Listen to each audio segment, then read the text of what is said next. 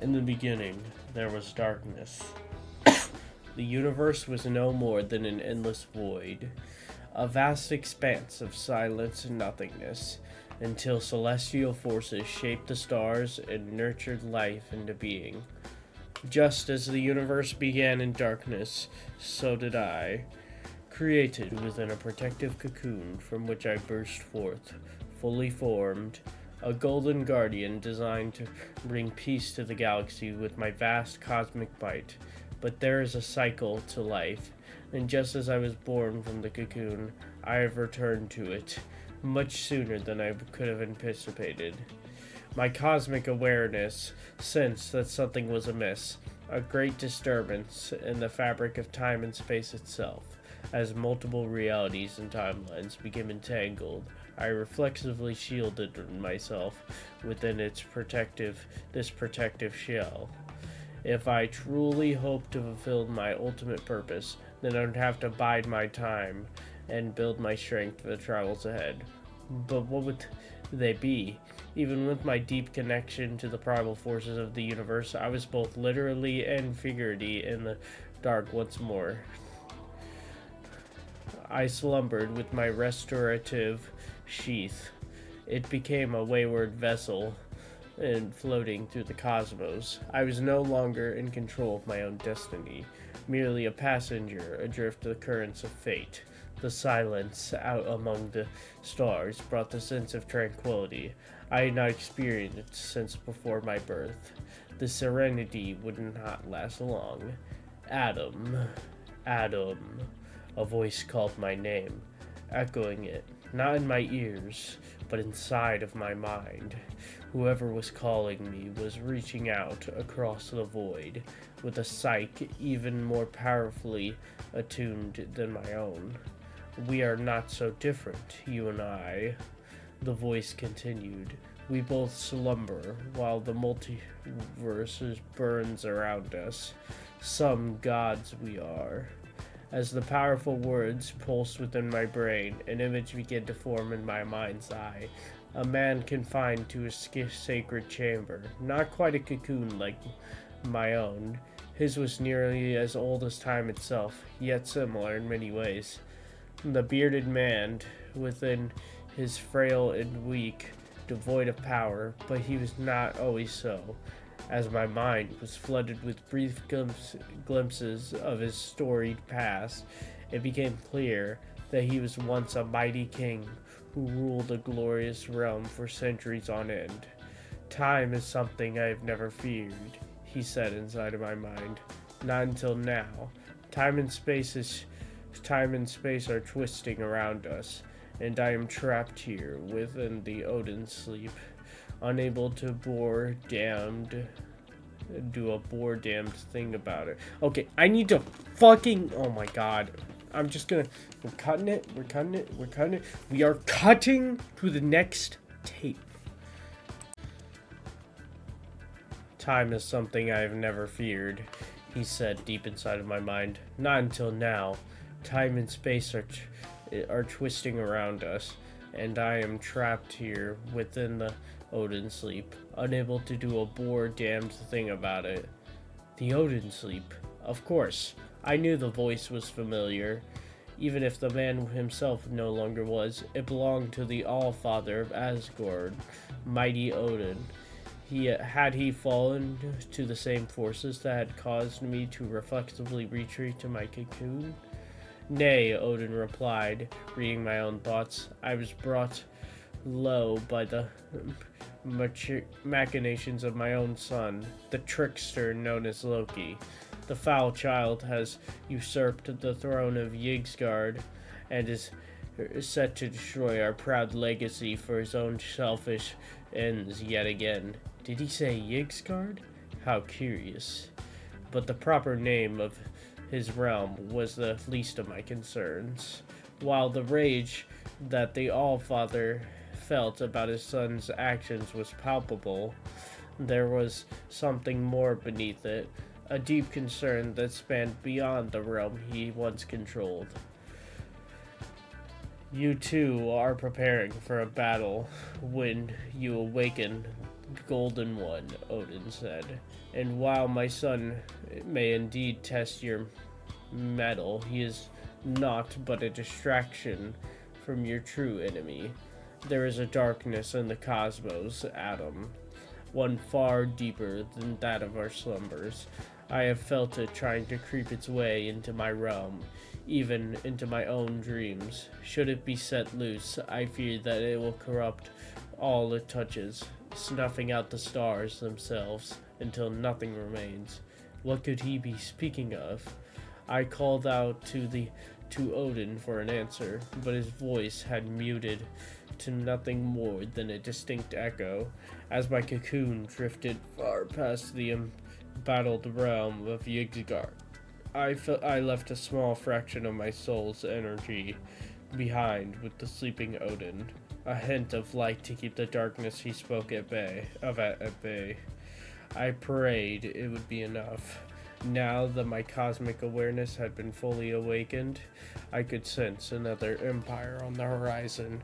This one was not nearly as ancient as Odin's realm, yet its own gods seemed just as eager to call my name.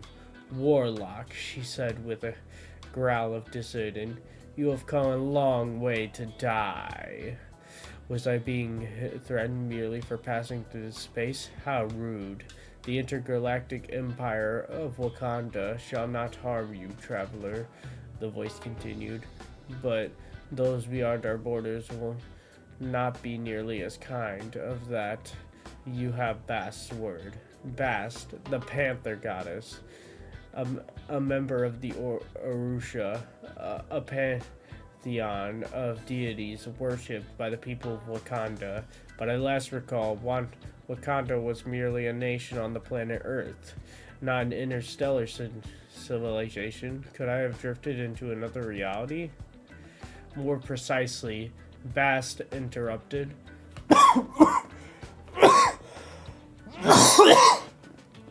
Got it. We're just gonna roll back with it. Other realities have drifted to you. This time, stream entanglement has brought us together from across a multitude of planes.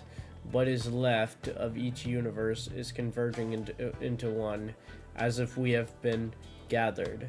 Gathered for what? For the feast. As Bast snarled her final words into my mind, it became clear that her divine presence had somehow been corrupted. Could she have been tainted by the very same darkness that Odin had warned me of? I had no way of knowing, as my journey across the spaceways had already continued deeper into the heart of this strange patchwork galaxy. Child of light, a third voice suddenly echoed within me.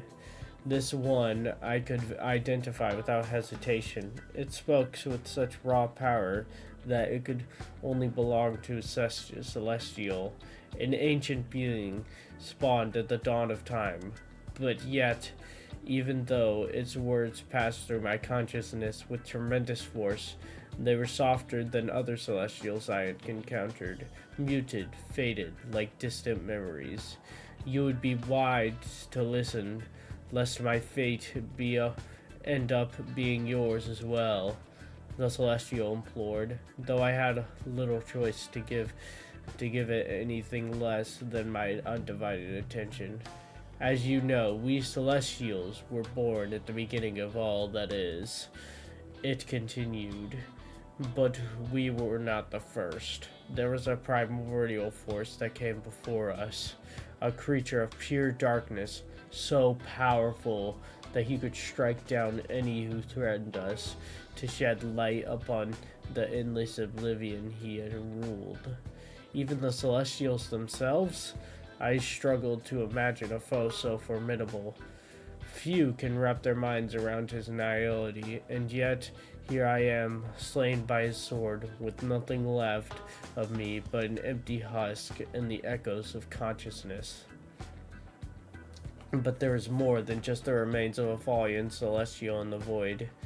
Beyond my cocoon, I could sense that now there was also a hint of corruption, not unlike not unlike the one that had tainted the beast, Bast, not unlike the one that had tainted Bast. But this was not found in the disembodied mind of the slaughtered celestial. Rather, it lingered on the great being's lifeless body, like an infected sore that had been festering for millennia. You feel him too, the voice echoed. His tainted touch has stained my corpse for eons, but now, as time collapses around us, he has awoken once more, eager to revel in the oncoming oblivion. I have called out to others like you, great cosmic forces, ancient warriors, even the gods themselves, for help containing his eternal blackness. But they have either retreated or succumbed to his poison. Perhaps you will fare better.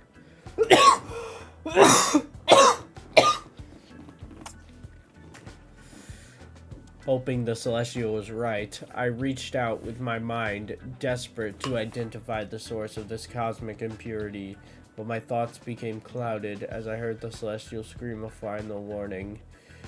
Beware, child of light! He has found you! Who? Who has found me? The Celestial did not answer, but another voice did, with a tone 1,000 times darker than the blackness within my cocoon.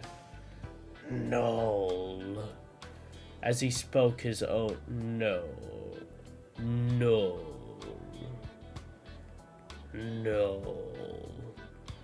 As he spoke his own name, I could feel his dark tendrils digging into my mind. This ruler of the void, this king in black, I had awakened somewhere and was dragging me towards him.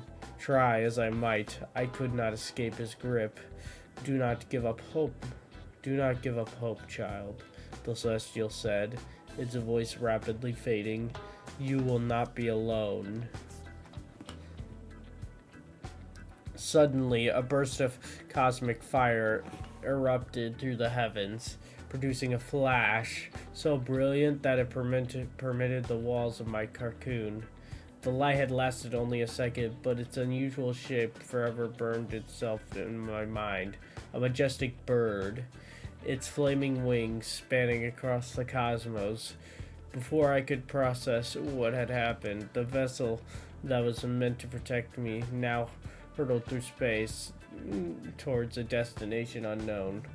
My body was still confined, but my mind was in a heightened state. Where there had once been blinding light, now darkness and despair had slithered their way in. I was overcome with images of the horrors that Noel had once committed, and those he had yet to unleash upon the universe. I could see his past and his future, but what of his present, that it seemed was shrouded in a mystery, a void greater than Noel himself. Suddenly, my journey across the galaxy became to a violent end as my vessel made an impact against a most unusual surface. Was this a planet? No.